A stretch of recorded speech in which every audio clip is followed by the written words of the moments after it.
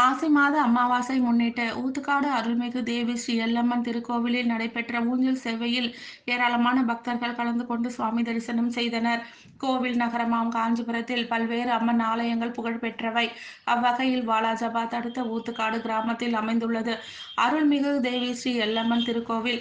முன்பு ஒரு காலத்தில் கிழக்கு நோக்கி அம்மன் பிரதிஷ்டை செய்த போது உக்கிரம் தாங்காமல் அப்பகுதிகள் தீப்பற்றி எரிந்த நிலையில் நுழைவு வாயில் சற்று தள்ளி வைக்கப்பட்டது. அது முதல் அம்மன் சாந்தமாகி பக்தர்களுக்கு அருள்பாலித்து வருகிறார். இந்நிலையில் மாசி மாத அமாவாசையொட்டி இன்று காலை பல்வேறு வாசனை அபிஷேக பொருட்களால் சிறப்பு அபிஷேகம் நடைபெற்றது. இதனைத் தொடர்ந்து விழாவில் கலந்து கொண்ட பக்தர்களுக்கு அன்னதானம் வழங்கப்பட்டது.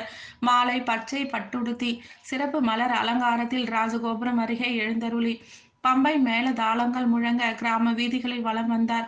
கிராம பக்தர்கள் வான வேடிக்கையுடன் சிறப்பு தீபாராதனைகள் செய்து வழிபட்டனர். அதனைத் தொடர்ந்து ராஜகோபுரம் அருகே அமைந்துள்ள 4 கால் மண்டபத்தில் ஊஞ்சல் சேவை கொண்டார். ஏராளமான பக்தர்கள் கலந்து கொண்டு வேப்பிலை, விபூதி, குங்குமம் பிரசாதமாக பெற்று தெய்வ அருள் பெற்றனர். அமாவாசை ஊஞ்சல் சேவை விழா ஏற்பாடுகளை திருக்கோவில் பரம்பரை நிர்வாக அறங்காவலர்கள் மற்றும் பங்குதாரர்கள் சிறப்பாக செய்திருந்தனர்.